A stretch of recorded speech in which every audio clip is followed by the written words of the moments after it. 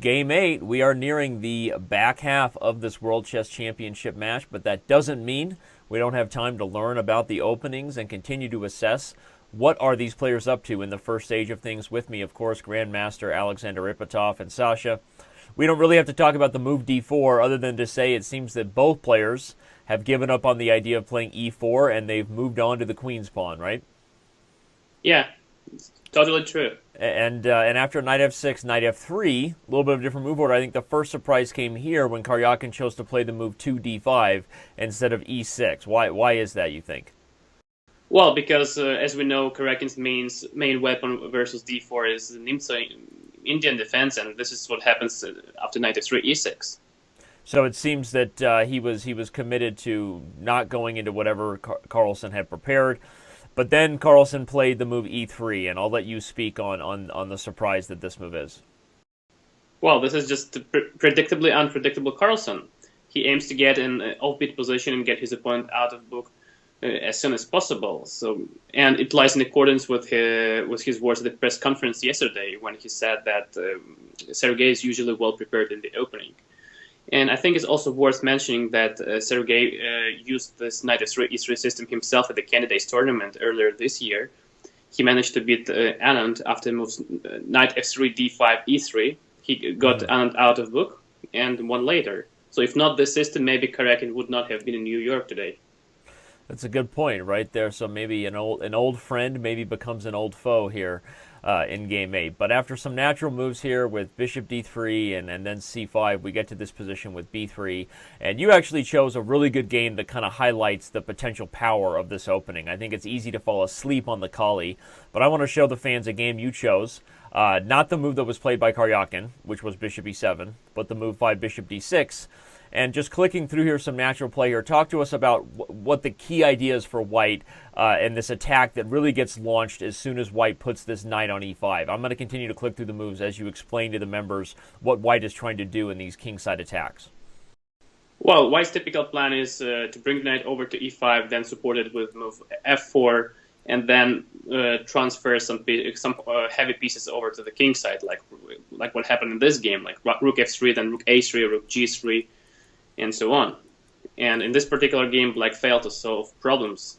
And Black went on to lose pretty quickly here. This was a game, by the way, no slouch playing the Black pieces. This is Vichy Anand as Black against Bruzon Batista, who was playing White. And I think that was just a great choice by you to demonstrate the potential danger and power of a Colle attack. And so we didn't get something as exciting as that in today's game, but still interesting stuff. Now, after the next few moves, we get to this move b6, and you sort of praise this move by Karyakin as a nice flexible approach, right? Yeah, I think this move is quite wise. Karyakin does not wish to develop his knight just yet. If he develops his knight too early, White might play this. White might launch his kingside attack, the one we saw in the game Bruzon versus Anand. So the idea of move b6 is to develop the light squared bishop first, and then wait where to develop knight, to c6 or to d7. So for example, if White plays knight e5 here, Black can play bishop b7, and if White continues his plan with f4, then Black can play knight e4, and then Black won't be forced to bring the knight to c6. He'll be able to play knight d7 and knight f6. Right, the other knight comes in, or even in some cases, this knight gets kicked out of its square. So it makes sense, the flexible approach that you're describing Karyakin took with this move b6. And then I think Carlsen sort of surprised everybody when he played the move d takes c5. It definitely goes away from this whole idea of knight e5 and f4, and that being kind of a key way that White plays the Colles. Not that it's bad for White at all, but a little bit different than what we've been talking about so far when Carlsen played the move d takes c5, right? Yeah. Well, Magnus just follows the same plan for this match. He just wants to get a slightly better position, slight edge and press for many, many hours. And what he wants in this position is just to play knight b2, queen e2, and c4, get symmetrical position, but maybe White would have a slight edge here. And that's exactly what he did. As you said, we reached a symmetrical position where the only thing different is the slightly differently placed minor pieces, right? You've got a completely symmetrical structure, but the minors each poking at some slightly different squares in the enemy camp. Now, after queen e7, Carlsen played this move a3, laying a potential trap, right, that would be very important for beginners not to miss. What is that? Well, you're totally right. This is important because white wants to grab the bishop pair. So if black is unattentive, he can play rook ac8, and then white would, when the bishop pair was b4, bishop d6, knight takes d6, and queen d6. And in this position, white is much better because white has a bishop pair and a long-term advantage. And as we know, bishops are usually better in open positions, while knights are usually better than bishops in closed positions. Right, makes sense. So a3, a subtle move, but a very tricky move. So we wanted to note that for the fans, and that's exactly why Karyakin played a5, so he wouldn't lose the bishop pair in a line like that. But after knight to d4, rook f to d8, everybody brings their rooks to the center. It's a rook in the center party. Nothing really more to explain than that, besides that's where the rooks belong.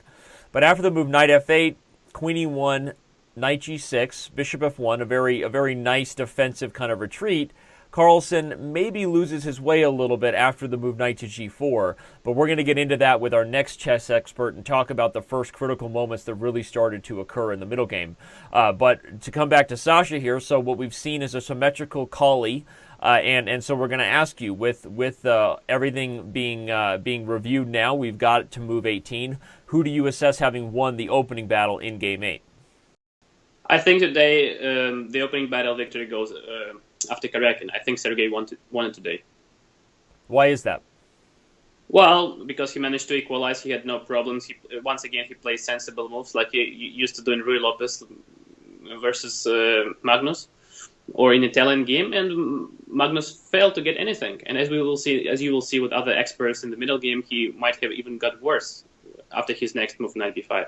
Okay, so from an X's and O's perspective, keeping the position equal, and from a practical perspective, that he handled Carlsen's Colle with ease, and didn't lose his way psychologically despite this not so popular opening.